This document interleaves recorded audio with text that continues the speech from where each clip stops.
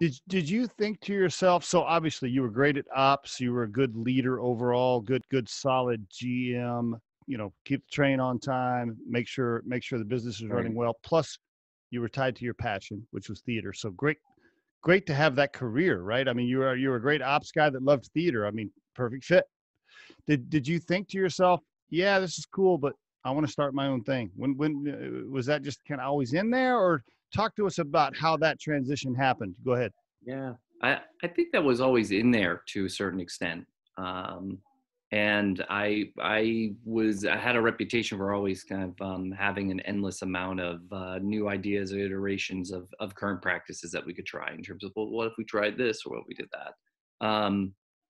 It was as I matured and as my interest continued to expand, it I would like to say that I set on a certain path, but not on a certain outcome, if O- that makes sense. In terms of, Okay. I knew I was progressing and learning new things and widening my experience, but I wasn't doing it with the intent of, oh, now I'm going to run my own business, I right? see. It's like, Gotcha. oh no, the opportunity just provided itself, and it's like, yeah, this feels right, so let's try it, let's do it.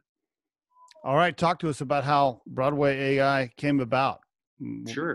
Go ahead. So in that role at Jujamson Company Operations, I was really largely responsible for a lot of biz dev projects. So I was meeting a lot of interesting people, pitching a lot of interesting ideas. That's where I was introduced to Satisfy Labs, who's our sister company. They're the tech provider.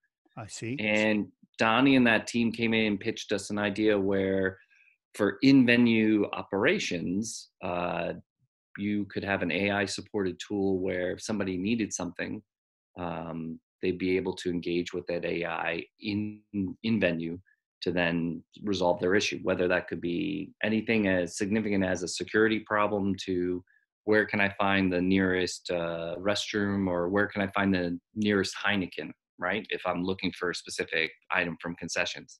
Okay. For Broadway, the theater sizes are typically between 1,500 to a maximum of 2,000 seats.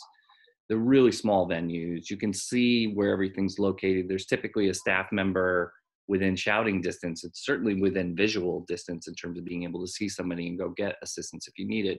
So it wasn't as compelling an opportunity for us in that space.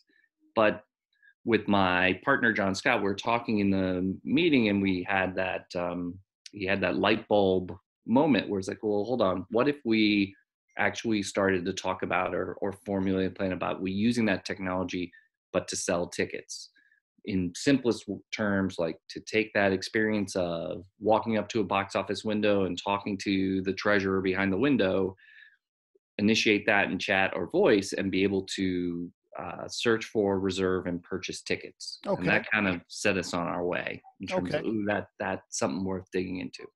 All right. Now, my immediate thought right there is, aren't there a bunch of places where you can, are there a bunch of apps and websites where you can purchase tickets? Okay, go ahead. I know you're going to talk about Yeah, that. no, there definitely are, right? I would say that I don't take this lightly because I being on the inside with those APIs now, we see how significant the work is. But I think by and large, even the major players would acknowledge that the way in which we purchase tickets to live events today is pretty cumbersome. It's not a Okay. simple, easy process. Okay. While some may say that they've made improvements or that they can offer a experience that's vastly better, it typically comes at a cost in terms of, at a minimum, downloading an app, which most consumers are not.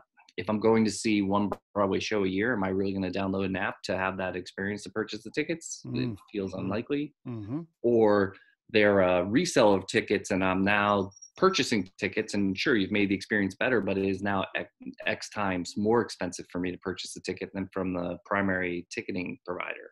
Mm. Um, but for us, in addition to the customer experience, it's also the data that's being generated. If I'm working with a primary ticketing provider, maybe they'll provide me with a heat map, right? Somebody gets to my website, Right. they're looking at purchasing tickets. They're looking now at a seating chart that has every price, every Yep. every possible seat available to them to purchase. I don't really understand or know what that person looked at before they made their decision to purchase their tickets. For us, from a conversational approach, I know exactly what the consumer asked for. I know exactly what seats we served up to them, and then whether or not they bought or whether they searched again. And so that data on a micro level is really valuable to the consumer that's searching the tickets. But then as you start to exponentially build that data out with the volume of conversations that you have, you can suddenly identify trends in pricing, trends in keywords or searches that generate the outcome you're looking for in terms of the ticket price that's being purchased or the number of tickets that are being bought. So the intelligence, the data that actually gets generated, we would say is even more valuable than any ticket sales that are happening. I see. Okay. All right. And then, so as of today, then BroadwAI, it's not an app you download. No, so we're not a third party. We're not a public facing brand. We're a white label solution. We're plugged directly into the primary ticketing providers we work with. So there's no I see. upsell or cut of the ticket sale going in our direction. I Software see. as a service only. I And see. we live in the shows or in our partners' channels. So that would mean the show's primary website, I their see. Facebook via Messenger, all those other channels. So your customer is who then? Who's your paying client? So our paying client is either the venue operator or the event itself. In some cases, it can be both. I got you. All right. And you're hoping that you establish a long-term relationship, right? For these long running shows where you're just like, okay, this is what you use. You use us for your customers to purchase your tickets. Yeah, it's twofold, right? So it's the immediate client base that we have now. But then, of course, if you're plugged into the primary ticketing provider and you now have a dozen, 2 dozen clients all plugged in a region, let's say, where that information from what they want to know about the show to what's available for tickets to purchase is all easily and readily surfaceable, right? Then you become a little bit of then we're a Swiss Army knife that can plug into a variety of providers to serve up the ability to get information about the client's event out and help them facilitate ticket sales just about anywhere, right? I Which see. is, yeah. I see. Okay. All right. Got it. All right. So, but to start this deal, so you had a partner, I think you said you had a co-founder and you're talking this through, but you had to have a sister company or a partner company because they had the tech or the developers or the software. What, Yeah. talk to me about the early stage there. Like, so you and your partner are like, hey, we're going to, let's be founders on this deal, but we got to give these guys some equity because they're going to be a partner and they're going to do this. Talk to me about the setup. How'd you get it started? So in thinking through the opportunity, one, we really liked the Satisfy team and their tech. Okay. And then, but it was not so unique or exclusive that there wouldn't be other partners that you could work with in order to provide that All right. same service. But for Okay. us, there was an opportunity to invest in Satisfy and become a investor within that company and own a piece of it, I so see. that you have a voice at where the technology is today and where the tech stack's going to go, and presuming that you're successful in the outcome that we've described here in terms of building this tool that multiple pieces can plug in. If at some point in time there were an exit for that technology I provider, see. we'd have a say at that and we participate in that.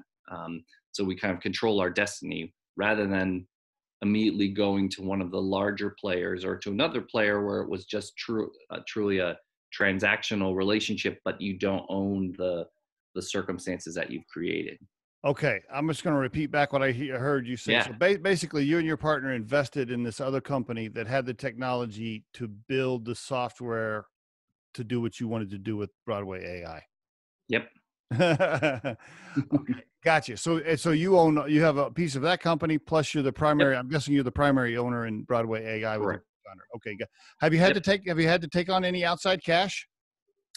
Not beyond the initial raise so far. Again, knock on wood, right? In the current environment, we've been very fortunate that way. And the initial raise was you and your co-founder and what? Maybe some friends and family, or just you and him, or you and your It partner? was the two of us, and then we did strategic investment from the industry at large. So the people that were going to use the tech were the ones that we went to and pitched the ideas to get them to invest. We had Great outside interest that may have been able to, that took a little while, right? But so we may have been able to move faster with third party or non-industry investors, but it would have been a longer curve for us in terms of for adoption. So that's a great tip for the listeners here. A lot of our listeners are aspiring entrepreneurs, and often they're like, man, how do I get the money? How do I get this thing going? Yeah.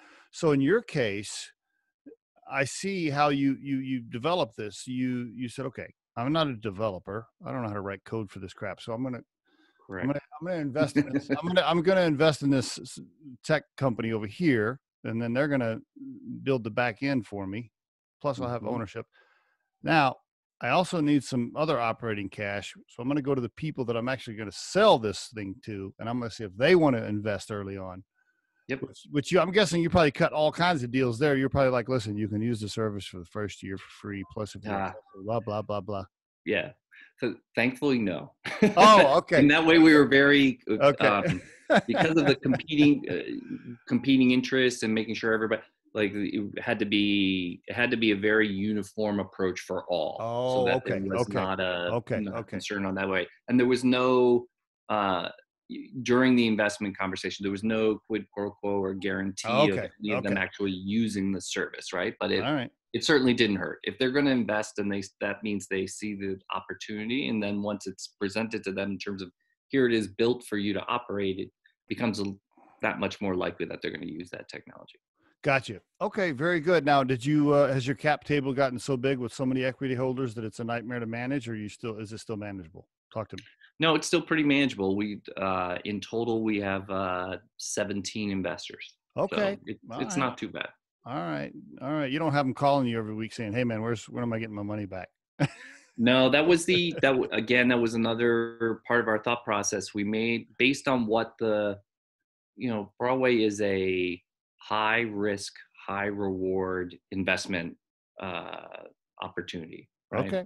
All right. So when we went in, knowing what would be a typical kind of minimum investment for somebody as a courtesy for a production for a show, we made sure that we kept our stakes below that, so that for them it becomes a little bit of a no-brainer, right? It's based on my other investment strategy. This is lower than that. It's relatively low risk, and if it works out, there's a really significant potential, not just for whatever the exit may be, but more importantly, I think there's the ability for me to control messaging and ticketing for my shows directly. So I am interested in learning more about that or utilizing it that way.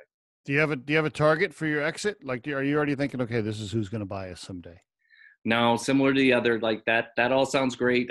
Whenever it comes up, I'm like, that's all funny. That's all speculative and funny money. It doesn't exist, right? It's like you stay in the here and now, execute what is possible to execute, and then see what happens, right? Because what I would have thought would be the world 6 months ago is completely different now. The Riderflex podcast features entrepreneurs, business executives, and the stories behind how they got there, as well as daily tips on career advice and job interviews. Our show can be heard just about anywhere these days, but you can visit riderflex.com and click on the podcast page to hear all the previous episodes and learn more about the recruiting and consulting services we provide. Contact us at the email address info@riderflex.com or 888-964-5876. Thanks so much for listening, and if you enjoy our show, please be sure to subscribe to our channel and like the episodes.